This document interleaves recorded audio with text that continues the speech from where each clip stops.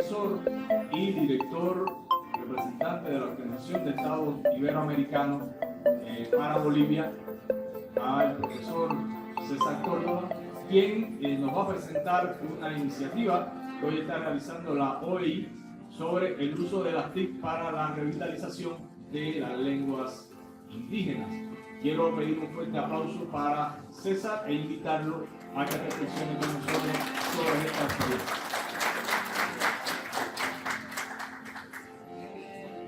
Bueno, gracias. Creo que son buenas tardes a todos. Les pediría que por favor la música y un poco si pueden apagar la luz de acá arriba. Sí. Espero que no lleve a la somnolencia. Bueno, como manifestó Frank, lo que nos va a tocar presentar ahora es el trabajo que hemos hecho desde la Organización de Estados Iberoamericanos para vincular el uso de las tecnologías con las lenguas indígenas. Voy a pasar muy rápido para que ustedes ya lo han visto, lo mencioné hasta el inicio. Hay un efecto de las tecnologías en la sociedad y esta es una realidad omnipresente, es decir, está en nuestras vidas desde que amanecemos hasta que anochecemos. Y estas son estampas de lo que sucede, ya lo han dicho. O sea, todos estamos influenciados por dispositivos móviles en reuniones de amigos, en reuniones de almuerzo, en reuniones de familia. Algo que me toca mencionar es de que esto está cambiando la sociabilidad. Es decir, las tecnologías están cambiando el comportamiento de las sociedades y de cómo nos relacionamos entre personas. Ya lo han dicho las personas, es un medio, sí, pero creo que además hay que aclarar que genera un entorno. El tener un dispositivo móvil hace que tengamos como una burbuja. Entonces, además de su dimensión de dispositivo, de una herramienta, además nos genera un ambiente. Por eso es que aparecen estas estampas de personas aisladas, juntas pero aisladas, no socializando. Y, bueno, se dan lugares públicos y privados. Ahora, estos son datos del año 2017 en el que muestran, por ejemplo, en América Latina, que hay conectividad móvil, es decir, ¿cuántos celulares hay? Hay más celulares que habitantes. Hace un momento el segundo expositor les decía cuántos celulares tienen, ¿no? Con las 5 personas, unos 2, otros 3. Esa es la muestra que las personas, hay más celulares activos que personas, habitantes en Sudamérica. Pero si pasamos ya al segundo gráfico, en Sudamérica, ¿cuántos tienen acceso a Internet a través de su celular? Ya baja al 66%, ¿no? Esto puede darse por dos razones. Uno, porque no tienen dispositivos que son smartphones, o no habían por lo menos mucho en esa época, o segundo, porque en las áreas rurales la cobertura no es amplia como para que lleve estos servicios.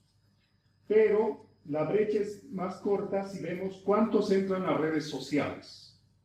Ya es el 59%, ¿no? Entonces, además de cambiar la sociabilidad, es que esa dimensión, esa nuestra burbuja, se ha exteriorizado, se ha globalizado, ¿no? Lo que les decía el primer expositor, lo que pasa en Japón lo sabemos inmediatamente. Ahora, ¿cuánto realmente usamos si somos conscientes? Este es unos datos a nivel de Iberoamérica que manifiesta cuántas horas se destina a la semana a ver las aplicaciones. Si ustedes ven allá, las personas utilizan a la semana 5 horas para su WhatsApp. Para ver, digamos, Spotify, escuchar música, 3 horas. Para ver Facebook, 3 horas. YouTube, 3 horas. Y así. Entonces, ¿qué quiere decir esto? Si sumamos las primeras, utilizamos casi 12 horas de nuestra vida a estar conectados a través de redes sociales. Y 12 horas son 12 horas despiertos, no dormidos. Entonces, es decir, que nos pasamos un día completo con nuestro dedo conectado al celular o a la tablet. Ahora, la red social más importante es Facebook, que tiene, hasta el año enero de 2018, tenía 2.170 millones de usuarios, casi todos los habitantes del planeta. Sí, bueno, son 7.000 millones de habitantes, la mitad del planeta. Pero estos datos suben. Pero lo importante es aquí ver quiénes lo usan, jóvenes entre 18 y 24 años y personas que están entre 20 y 34 y 25 y 34 años. Son los usuarios que más hacen de Facebook. El claro son mujeres y el varón son el color oscuro. Ahora, es importante saber que los hábitos de consumo en este mundo digital varían según el dispositivo. Es decir, accedemos por celular más a WhatsApp, a Facebook, y en tablet preferimos entrar más a Facebook y YouTube, y por computadora a Facebook y YouTube.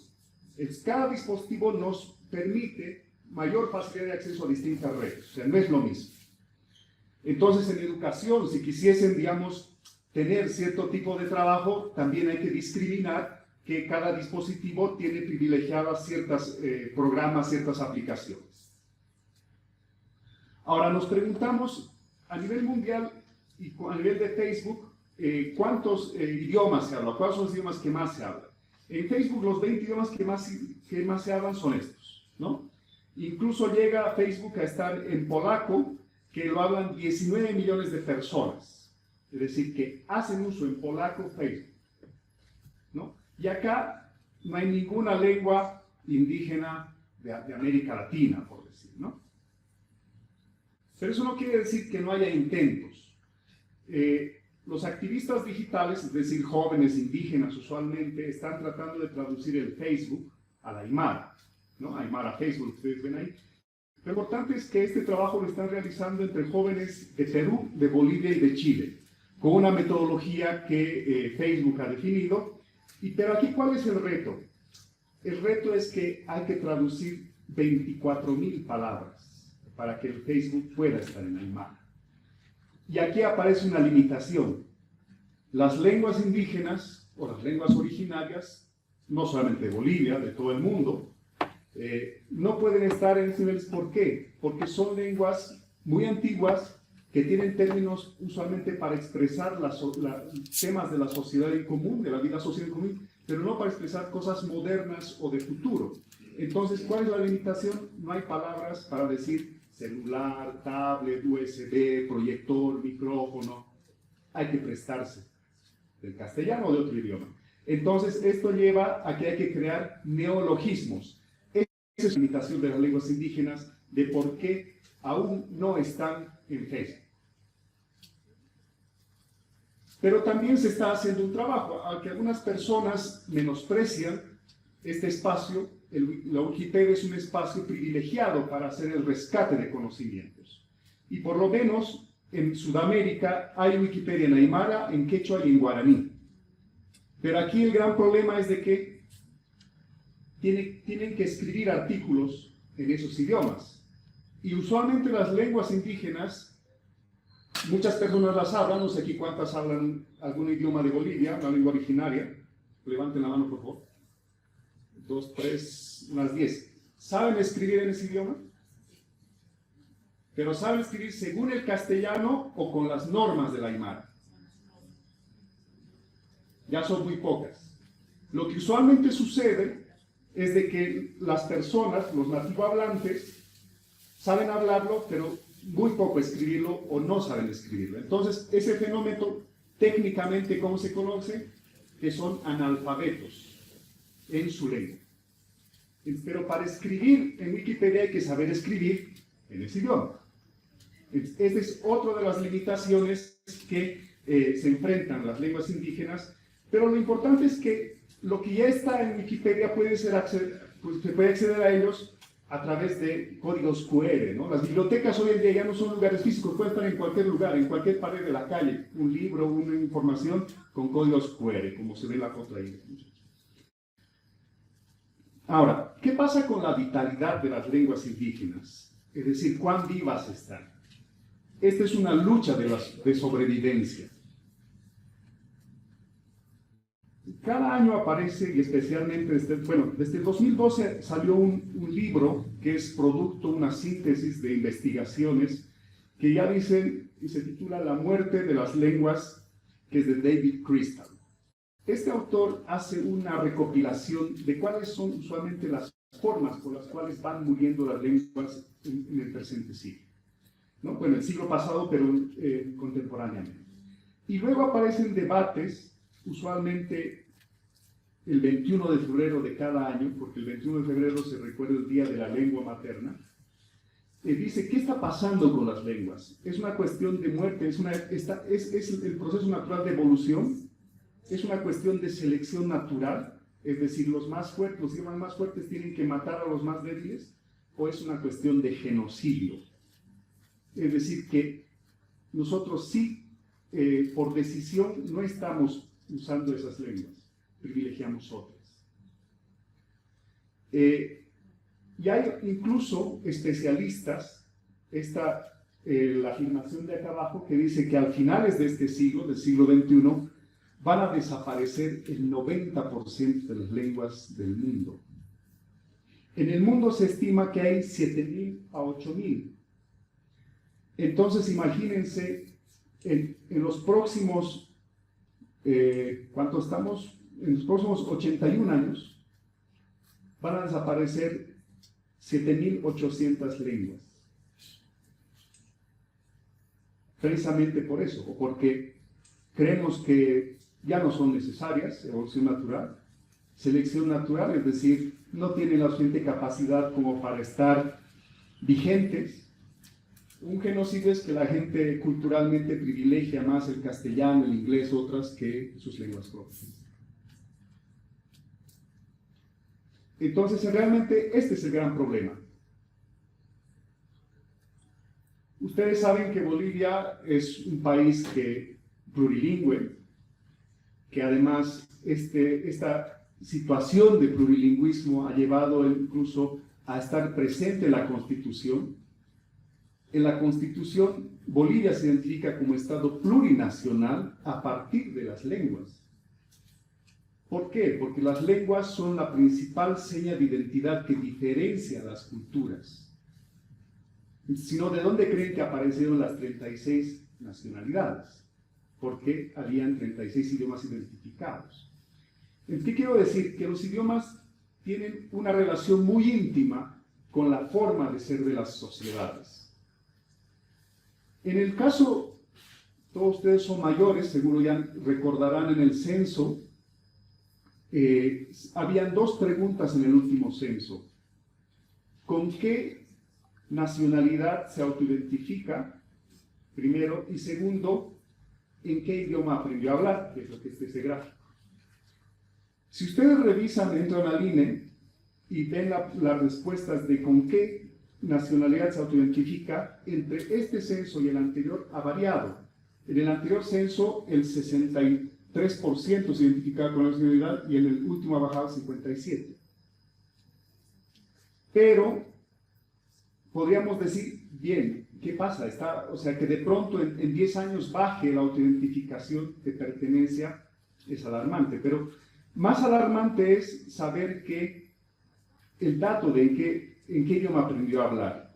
Si sumamos solamente las mayores idiomas del país, el quechua, el aymara y el guaraní, llegan a ser casi 2.300.000 personas que hablan una lengua indígena, que es su lengua materna, que aprendieron a hablar en ese idioma. Entonces, de los 10 millones, son el 25%, máximo 26%. Entonces, ¿qué hay con esa brecha? Con lo que uno se autoidentifica y con lo que habla. Hay una pérdida, porque posiblemente los jóvenes son descendientes, o las personas que ya no se autoidentifican son descendientes de personas que hablan. Sus padres hablaban, sus abuelos hablaban, en su casa se habla, pero ellos ya no hablan. Entonces, los datos censales nos muestran que parece que es una tendencia natural, o es, ¿no?, una cuestión de evolución, entre comillas, o involución, ¿no? Nosotros nos hemos preguntado como ejemplo, ¿y qué pasaría en La Paz y en el Alto? ¿Hacia dónde ven los aymaras? ¿Ven hacia el Alto, que es conexión con el área rural? ¿O ven hacia La Paz, que es más conexión con lo urbano, digamos, con el castellano?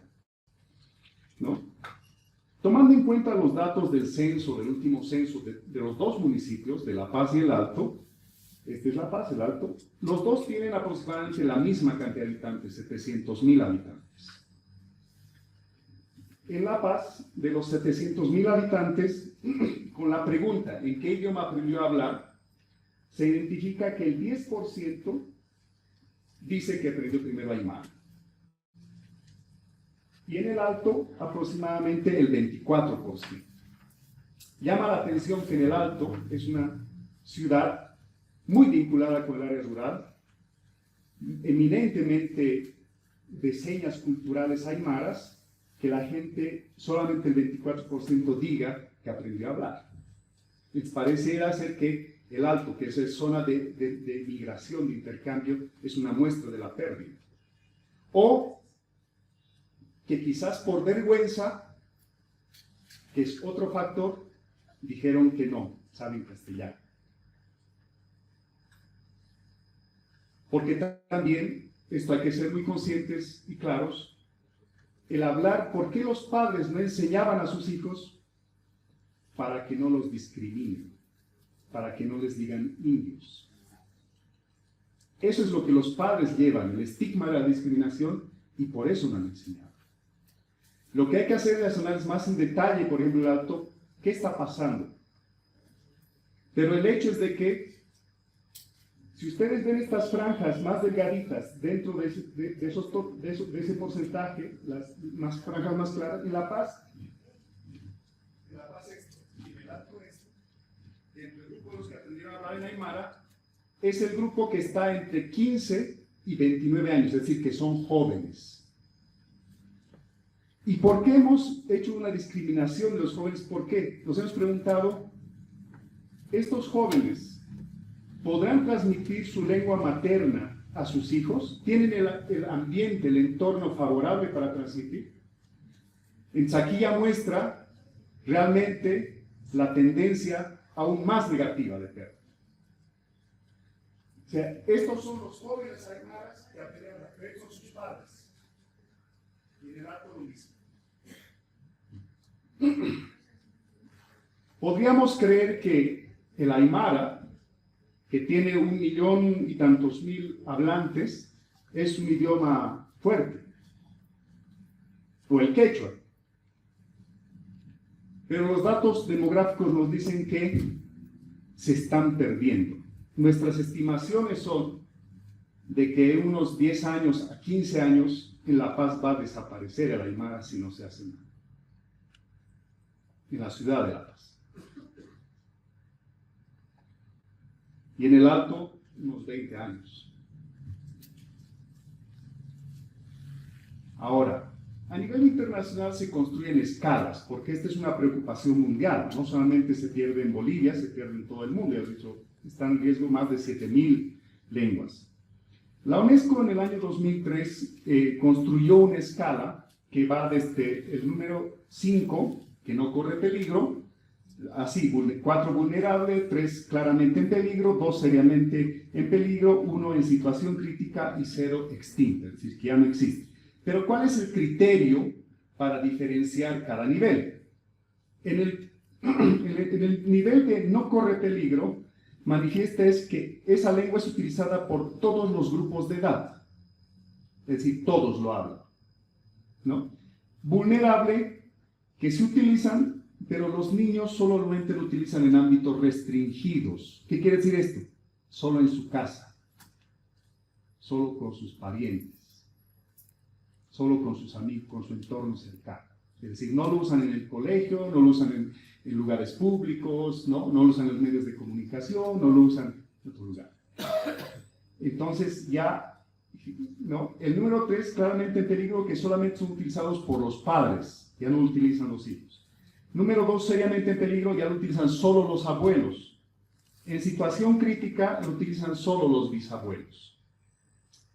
Dada esta escala, pareciera que las lenguas de Bolivia están transitando entre el nivel 4 y el nivel 3. O sea, están pasando de vulnerable a claramente en peligro.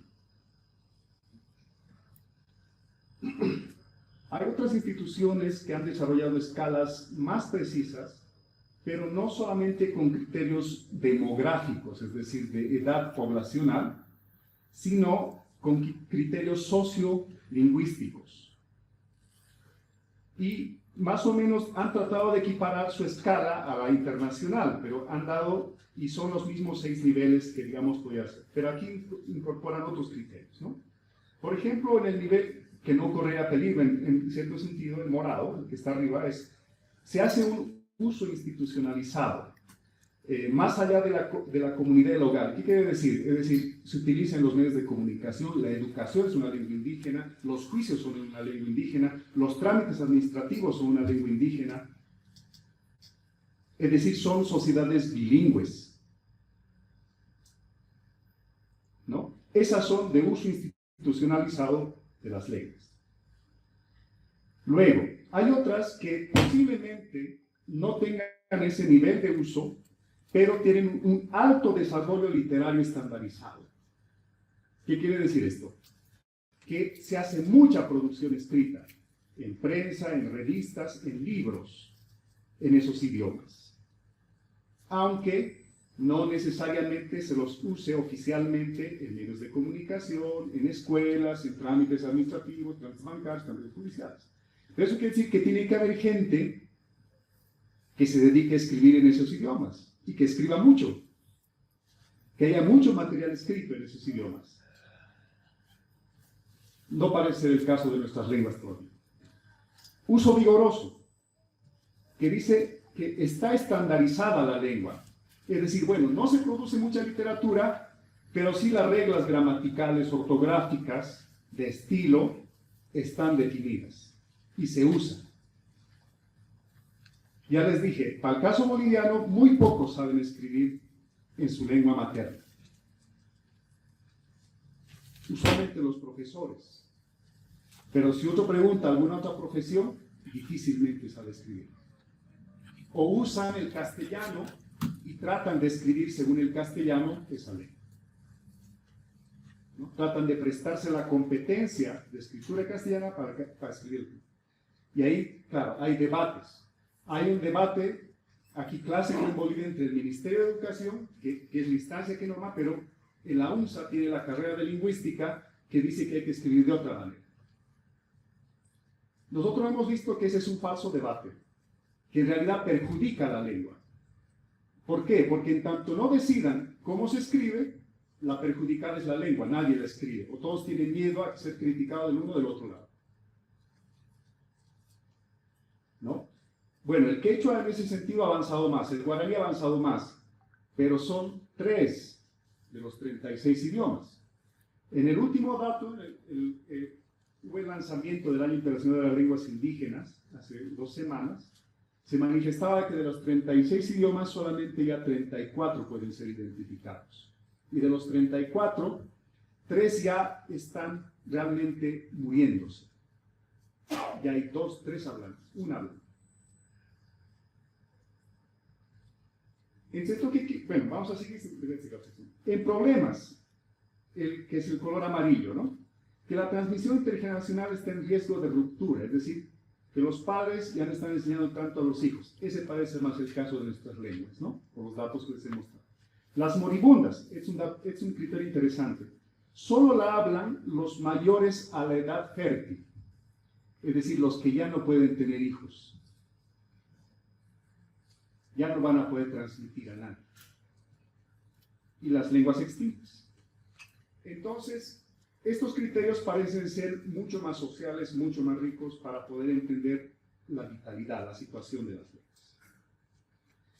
Pero cada año aparece, ya les decía, el 21 de febrero, que es el Día de las Lenguas Indígenas, de la lengua materna, que se están muriendo las lenguas. Y en el año 2003, 2006, 2016, en el año 2016 salió una afirmación de UNESCO que decía que la mitad casi de las lenguas están en riesgo de muerte, agravadas por el uso de las nuevas tecnologías como el Internet. Ahí está subrayado. Bueno, es fácil de entender por qué razones, ya se los he explicado. Se privilegian los idiomas internacionales mayoritarios y las lenguas originarias no están normalizadas o no hay gente que las escriba. Entonces es un círculo vicioso, ¿no? Entonces, obviamente así están altamente amenazadas, porque la tendencia, además veíamos los datos, todos usan Internet, la mayor parte usa Internet, y esos datos van creciendo. Entonces, estos dispositivos, los celulares, nos ayudan a que utilicemos más el castellano que una lengua materna. Y lo otro, el problema, además, es que la transmisión intergeneracional de las lenguas está ralentizando, está yendo más lenta. Aquí hay una ruptura de procesos de diálogo. Es decir, la gente en la actualidad, y lo decía uno de los postores, la generación Z, o la generación previa a la Z, precisamente por eso que les decía que estos dispositivos son un medio, pero son un entorno, que una burbuja haga que nos aislemos. Esa es la relación de las nuevas generaciones, ¿no? Los migrantes digitales o los analfabetos digitales consumen papel. Los nativos digitales consumen a partir de las pantallas, dispositivos digitales. Entonces, ahí lo que se confunde en la actualidad es que la información es lo mismo que la comunicación, no. Estamos en una sociedad muy informada, pero no comunicada. ¿Qué quiere decir esto? Nos comunicamos no solamente cuando compartimos información, eso es informarse. Disculpe, ¿qué hora tiene su calor? He compartido datos, me he informado. Pero cuando nos comunicamos, cuando me involucro. En la educación hay que considerar que los procesos educativos son procesos comunicacionales, no solamente procesos informativos. Cualquiera sea el orden y la dinámica que le den. Y eso hace a la parte humana. Porque las tecnologías no se involucran con las personas. Las personas se involucran con la tecnología.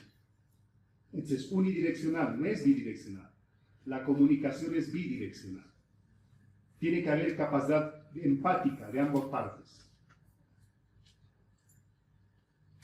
Y por esa falta de capacidad empática es que están perdiendo las lenguas. Ahora, ¿es posible aprender idiomas en el mundo digital? Sí. Hay una primacía del aprendizaje móvil.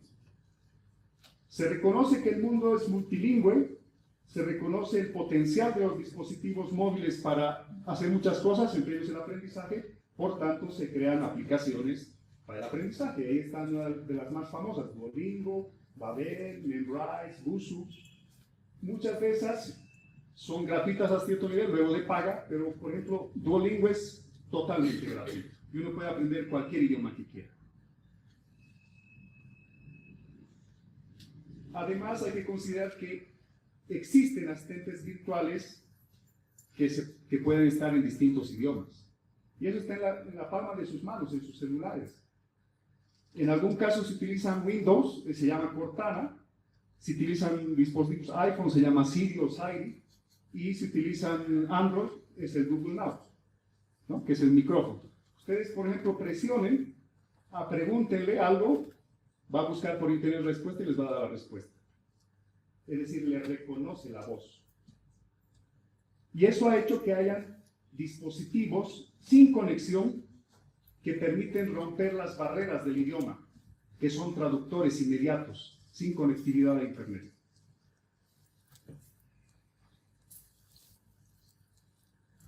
Ahora, los asistentes virtuales están entre nosotros. Quizás no los valoramos o no les damos la importancia o no los utilizamos en la magnitud que pudiésemos utilizarlos. Ya les dije, los asistentes se basan, primero en reconocimiento de voz, luego en procesamiento inteligente y nos devuelven la respuesta, ¿no? Eso nos hace estar muy cercanos a la relación de seres humanos con robots. En agosto del año pasado, Japón anunciaba que desde este año, el 2009, utilizará robots para la enseñanza del inglés en sus escuelas. Va a utilizar 500 robots. Y además, bueno, se utilizarán tablets. Japón es una sociedad altamente tecnologizada. Y se están dando cuenta que la robótica también puede ayudar al aprendizaje de idiomas.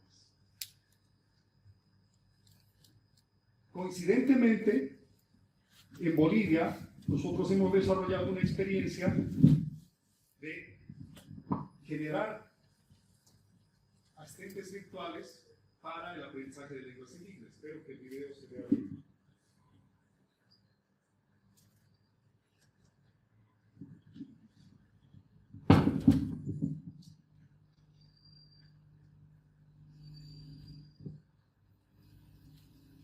Actualmente existe una gran variedad de aplicaciones con reconocimiento de voz, como juegos de estrategia, aplicaciones pedagógicas, asistentes virtuales y mucho más.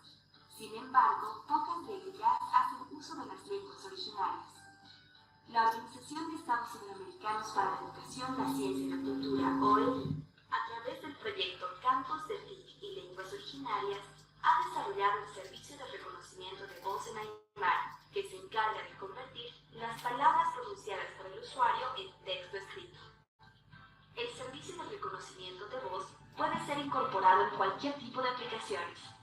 Para la construcción de esta herramienta se requiere una considerable cantidad de muestras de voces de parlantes que permitan obtener la precisión de todo el espectro fonético del idioma aymara. Servicio de reconocimiento de voz, incentivando el uso de las lenguas originarias en el mundo digital. Kanisaki. Hola, Kundrugan Musa. ¿Qué quieres hacer? Anatanyaki. Anatanyaki, Kundrugan Nyakasa. Juguemos. Dime qué hacer. Arutamaya.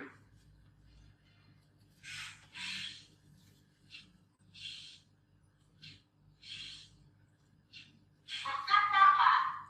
Completado. Kundrugan Muta. ¿Qué quieres hacer? Nairakataru. Okatawa.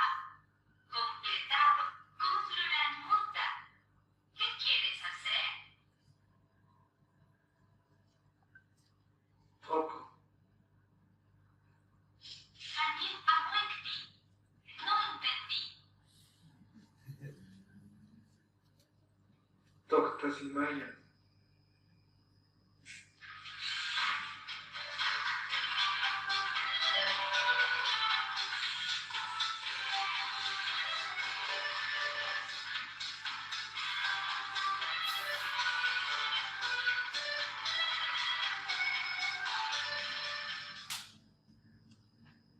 Okatawa.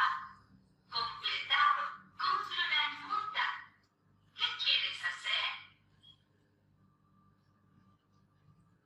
Kupiro Mutama. Okatawa. Completado. Kundrugan Muta. ¿Qué quieres hacer? Chekaru Mutama. Okatawa. Completado. Kundrugan Muta. ¿Qué quieres hacer? Keparu. Janin Amuekti. No entendí. Keparu. Okatawa. Completado. Kundrugan Muta. ¿Qué quieres hacer? Kikisinkama. Kepurkama. Hasta luego. Bueno, acá ustedes han podido ver, esto nosotros hicimos la presentación de la robot el anteaño pasado, en mayo del 2017, antes de la noticia de Japón. Porque nosotros consideramos que precisamente el reconocimiento de voz, las asistentes virtuales dan valor agregado a las interacciones. Y además nos permite una forma diferente de relacionarse de las personas con los robots. En realidad no hay experiencia. Ustedes ven la imagen de arriba, es en el alto, es en una escuela pública. Cuando fuimos a preguntar quién sabe hablar aymara, sin mostrarles el robot, nadie levantó la mano. Pero sí apareció el dedo acusador. Ella. ¿No? O sea, ella habla, yo no. ¿No? Esas son actitudes. Y les decía, en el alto llama la atención que los datos sean tan bajos. Cuando les preguntamos, ven, vas a hablar. Vas a hablar con un robot. Lo primero que rompe esquemas es como un robot con una lengua indígena. Ustedes tampoco seguro estaban entre sus cavilaciones que podía haber esto. Uno no se lo imagina. ¿Por qué? Porque cree que es algo inferior. Ahí están los prejuicios sobre las lenguas indígenas. Es un idioma de indios, algo atrasado, ¿no? No es algo moderno. Segundo, cuando nos preguntamos a los niños, ¿y te gustaría aprender Aymara? Los niños dicen, ¿para qué? No le ven el uso, no saben para qué les puede servir. Cuando nos preguntamos, ¿dónde ves que se usa? Dicen, en el mercado, en el campo. Sí, en los libros de historia, Tiwanaku, Huancarán. Para los niños, una lengua indígena es algo asociado a la tangencialidad o a la marginalidad de su vida común o al pasado. Pero no es su presente, ni mucho menos su. Pero cuando fuimos haciendo la interacción, ustedes han visto en la demostración, nadie reconoce lo que uno pronuncia. El joven le dijo, Toctasimaya. Le dijo, no te entiendo. Pero después le dijo, Tocom, porque pudo haberle dicho Toctasimaya. Entonces, una palabra aspirada, no una glotalizada. Entonces, eso que cuando nadie dice, no te entiendo, los jóvenes dicen, intentan, una vez, otra vez. Recién aparece de atrás y dice, yo sé. Antes lo levantaban. Entonces, lo que nos da cuenta es que con la robótica, primero, hace que uno practique. Segundo, desinhibe a las personas que tienen vergüenza. Y lo ven como un juego. ¿No? Y finalmente, cuando terminamos la sesión, lo más interesante y lo que más nos llenó de ilusión es lo siguiente. Un niño nos dijo, cuando yo sea grande, quiero ser ingeniero y quiero hacer robots así. Entonces hemos dicho, esa es la pista. Hemos alineado identidad cultural con modernidad. Algo que estaba antes tan asociado al pasado, a lo marginal, lo hemos vuelto a la centralidad de su forma de ser. La lengua es la principal seña de identidad cultural. O sea, nosotros podemos querer aprender mucho inglés, mucho francés, mucho alemán, pero nosotros nunca vamos a ser como los alemanes, como los franceses, como el idioma que tengamos. Entonces, los niños que están haciendo están conciliando su identidad y es posible de que revisen sus raíces con orgullo y con autoestima. Es lo que a nosotros nos ha abierto una puerta y una ventana fantástica para explorar el cómo la tecnología puede ayudar a conciliar estas brechas que antes habían con tecnología, identidad cultural, sociedad, y entrar en ese debate de ¿es genocidio? ¿Es evolución? ¿Es involución? ¿No?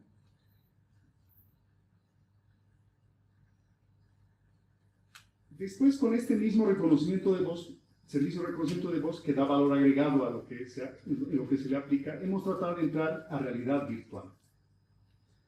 Realidad virtual es algo que puede hacer con sus celulares, un dispositivo que se llama Carbon, que vale $1 en Estados Unidos, acá puede llevar 15 bolivianos, pero hay algunos de plástico que valen 30 pesos, 25 pesos en el bolsal, ¿no? Pero ¿cuál es la ventaja de utilizar estos dispositivos? Que causan 100% más de la atención normal. Es decir, yo aquí estoy hablando y ustedes están atendiendo de esta manera. Pero si ustedes estuviesen con una lente de realidad virtual, es como si estuviesen en la piscina, dentro del agua.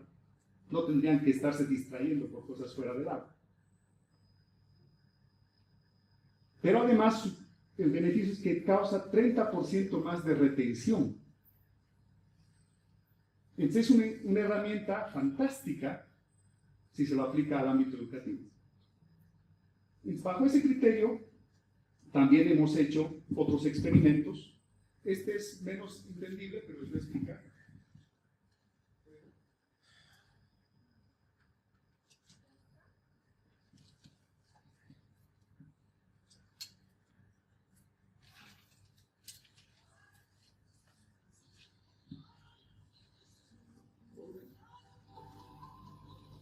Quitiza la pregunta, ¿quién es?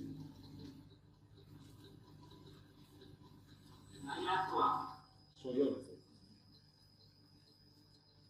Solamente si dice soy yo, se le acerca el juego.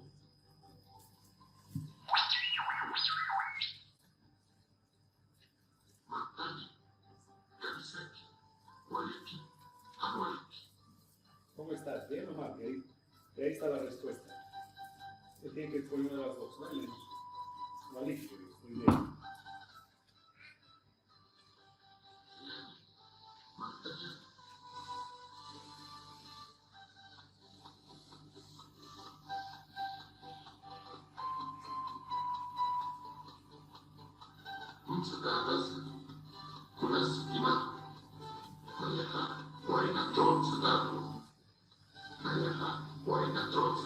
Yo soy Guaynatón.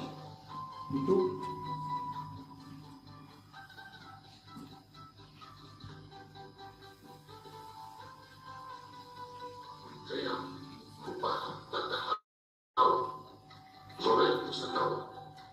Pues no se me dio, antes se dio una computadora, estamos como de ese es mi padre, ¿no? Roberto se llama.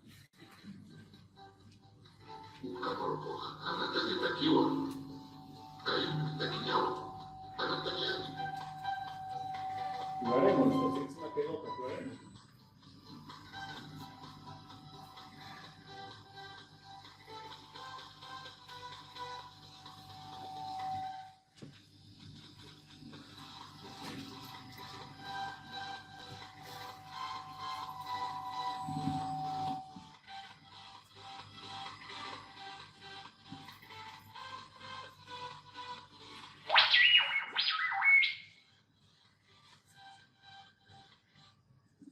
Bueno, les decía que el video no es lo más didáctico para explicar bien todo lo que se puede hacer, pero primero es un robot y el mensaje es precisamente tomando eso que les he dicho que queríamos aprender del alto. Estamos dando un mensaje a los jóvenes de que el Aymara va a ser uno de los idiomas que va a subsistir en el futuro, donde todo va a ser robotizado y moderno. Y el otro aspecto que estamos centrando es de que se puede jugar hablando. O sea, no haciendo clics ni tecleando, hablando. Nosotros estamos incorporando la lógica de jugar hablando. Uso activo del idioma. ¿No? Ustedes ya han visto que el recuento de voz permite ver si uno falla o no las cuestiones.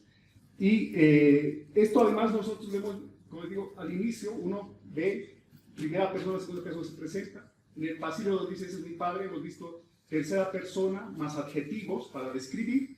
En el tercer pasillo estaba verbos y adverbios para ver acciones y velocidades.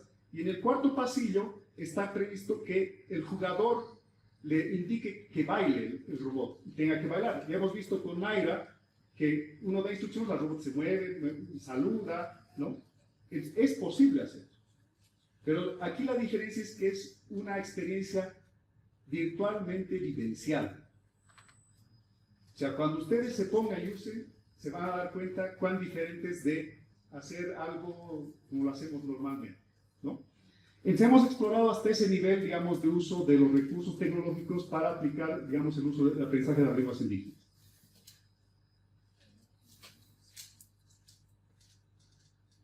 Entonces, esto también coincidentemente el año pasado salió que Busu, en una de esas empresas, ha construido un juego que se llama La Hacienda para aprender español en Estados Unidos.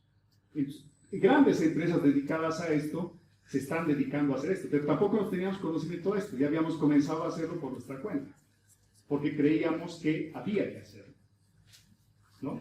Entonces, ¿qué quiere decir esto? Que los japoneses no creo que estén equivocados, estas grandes empresas no creo que estén equivocadas. Entonces, lo que nosotros estamos haciendo para lenguas indígenas nos dan buenas pistas, son señales de que vamos por buen camino para utilizar las tecnologías vinculadas a las lenguas indígenas. Y en ese sentido nosotros hemos tratado de centrarnos más en lo que son aplicaciones que son de dispositivos móviles, que el modelo es mobile learning, no e-learning. Lo que hasta ese momento les han explicado es lógica e-learning, virtualizar las clases, o sea, los procesos explicativos, colocarlos de la mejor manera y con la mayor interactividad posible a nivel virtual. Lo que nosotros estamos trabajando es una nueva técnica que se llama mobile learning, que es, ya les decía, las personas dedican 12 horas de su vida a la semana para ver su celular. Nosotros dijimos, aunque sea por accidente, que usen una aplicación para aprender lenguas indígenas. Hay aplicaciones, ya sean todas gratuitas y de paga, que están en salud. Entonces, nosotros mucho tenemos que entrar eso con las lenguas indígenas y lo que les voy a mostrar ahora es eso, que es una herramienta, se puede aprender jugando una lengua indígena y segundo, que puede ser una herramienta colaborativa. ¿Y por qué se puede aprender jugando? Porque muchos dicen, ay, el aymara, pero es bien difícil, ¿no? Es bien tosco, peor que el alemán, por los sonidos glotalizados, ¿no? Por eso es que el joven fallaba. O dice, pero la escritura, no sé escribir. Entonces, ponemos muchas barreras ante esos idiomas, pero no ponemos la misma barrera ante el alemán, que es igual de complicado, o ante el japonés, o ante el chino, que tiene 15 vocales. O sea, 2 variantes de cada vocal, 15. Pero ante eso no ponemos una actitud negativa, pero ante una lengua indígena sí la ponemos. ¿No? Les dijimos, tenemos que romper eso jugando. ¿Por qué? Porque más allá de la gamificación, que es, digamos, lo que es el concepto, es que antropólogos han identificado que el juego es algo tan primario que tienen los seres vivos que hasta los animalitos juegan. Y los niños juegan porque así aprenden las reglas de reproducción social. Hay un antropólogo famoso que ha escrito un libro que se llama Johan Huizinga, el Homo Ludens, que explica todo esto. Para quienes quieran utilizar el juego como una estrategia educativa y además vinculada con las tecnologías, es importante e ineludible que lean ese libro. Johan Huizinga lastimosamente murió, o sea, muy joven, es del siglo pasado, pero su obra es una obra maestra. Ningún otro antropólogo ha superado esta obra de momento. Es un clásico, como dijo el expositor inicial. Hay clásicos y es un clásico que hay que leer, si uno quiere utilizar estrategias de gamificación o de juego en la educación. Entonces, esta aplicación que hemos hecho está en esa dirección, lenguasoi.bo. No hemos hecho todavía el lanzamiento lo vamos a hacer en este mes de marzo, pero la venimos trabajando hace más de un año, casi un año, 8 meses. Cuando en las competencias que les decía, no, hay que producir contenidos, sí, pero producir contenidos en el mundo digital y bien cuesta, y mucho más en lenguas indígenas, ¿no? Pero bueno, esta portal va a ser de acceso gratuito. Con una cuenta vas a poder aprender muchos idiomas gratis, ¿no? Ustedes pueden entrar ahora, está Aymara, Quechua, Guaraní, Uru, y hemos cargado hace 2 semanas Mojeño Trinitario. La idea es que uno aprenda y luego juegue. Y puede descargarse, puede verlo en su celular. En su celular se llama Lenguas de Bolivia. Si usted está en la Play Store, Lenguas de Bolivia. Es muy simple. Uno entra al idioma, en cada idioma tiene distintos niveles, temas, y entra a microlecciones. Acá también hubo ¿por qué hemos demorado tanto? Porque si yo les digo, ustedes quieren aprender por su cuenta cualquier idioma originario de Bolivia, vayan a una librería a buscar un método, no hay. Y los materiales que hay usualmente no son didácticos.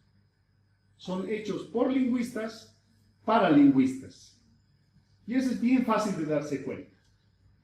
Cuando ustedes abren las primeras páginas, lo primero que aparece es la figura del perfil del aparato fonador. Y ahí aparece ¿no? Las letras donde se supone se pronuncian, como si todos supiésemos que por el hecho de ver esa gráfica ya sabemos cómo pronunciar eso. Porque para incluso interpretar eso hay que saber un poquito de fonología. Y para comprender sus nombres complicados, técnicos, hay que saber un poquito de lingüística. Entonces, de hecho, esos textos no son educativos, son documentos técnicos para lingüistas. Segundo, cuando uno quiere buscar, bueno, para que un profesor enseñe, tampoco hay libros de didáctica de lenguas indígenas. No hay libros de y para autodidácticos, mucho menos. Y los pocos que hay, que están comenzando a aparecer desde hace unos 3, 4 años, todo es texto. No tienen audio de soporte. Algunos ya llevan un CD. Nosotros hemos aprendido de que aprender y somos partidarios de una premisa de que aprender un idioma es muy fácil. Hasta los analfabetos pueden aprender un idioma. En Bolivia hay personas trilingües que están por Oruro, que saben aymara, quechua, castellano y no saben escribir. O sea, no es necesario saber escribir para aprender un idioma. Entonces, ¿esto qué quiere decir? Que uno, ¿por dónde aprende el idioma? ¿Por la vista o por el oído? Bueno, entonces, ¿por qué los materiales de enseñanza que hay no tienen audio? Otro problema. Entonces, lo que hemos tratado nosotros con todo esto es de que el corazón de todos nuestros trabajos sea audio. Obviamente tiene texto, pero sea audio.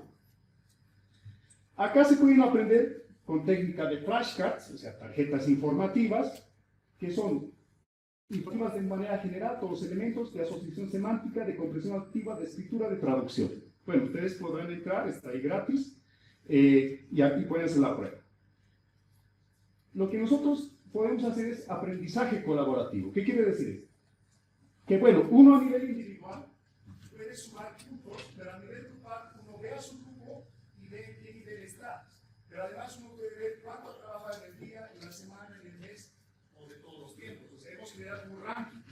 ¿Y por qué hemos generado un ranking? Porque los jóvenes decían, cuando fuimos a los colegios, cuando decían, ¿te gustaría aprender? Bueno, no, ya. Y si te va así, bueno, ya, puedo aprender. Pero ¿y qué tal si le reto a mi amigo?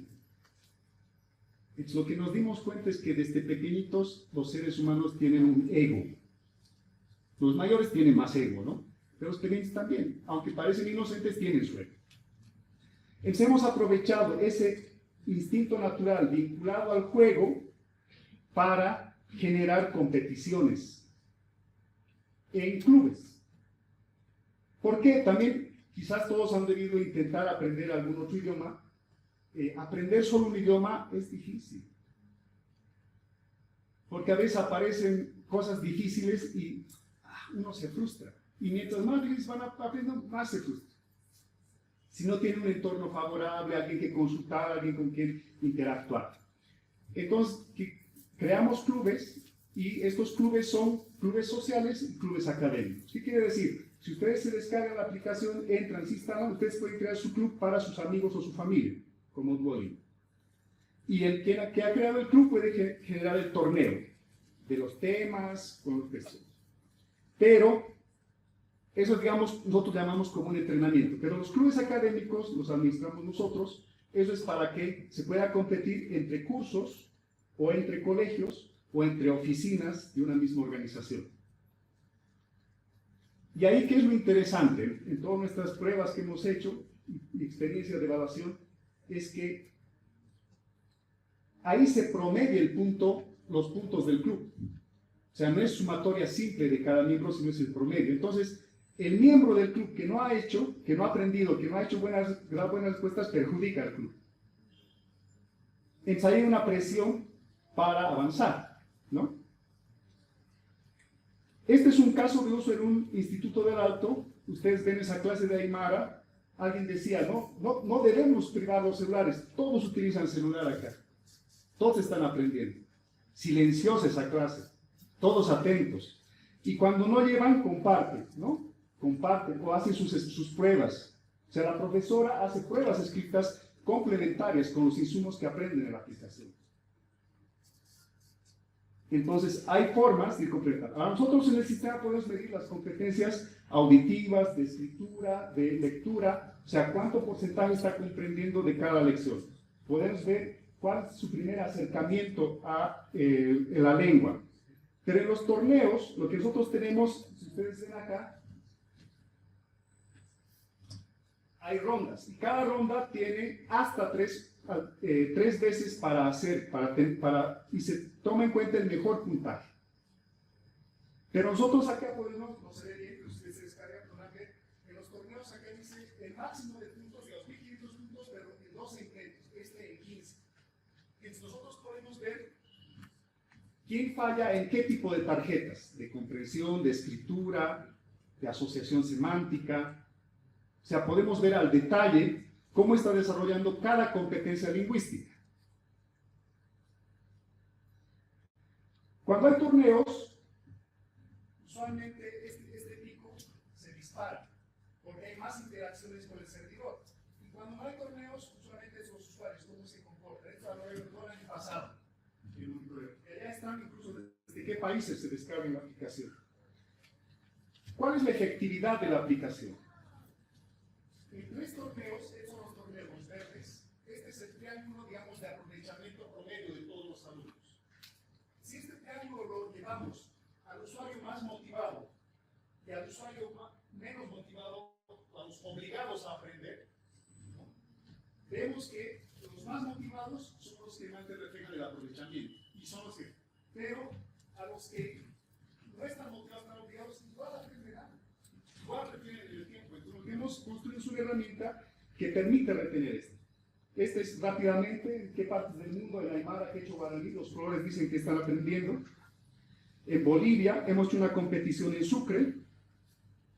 En Sucre aquí están, digamos, las unidades, las microlecciones, ¿no? El ranking de los colegios. ¿Y esto por qué hemos hecho? Es lo último. Porque creemos que hay que actuar con equidad el uso de las tecnologías relacionadas a educación y mucho más educación de lenguas indígenas. O sea, hay que darles a las lenguas indígenas que estaban tan disminuidas con distintas razones, darles la misma altura para que puedan estar al nivel de uso y las nuevas generaciones puedan usar las lenguas y ayudar a preservar, ¿sí?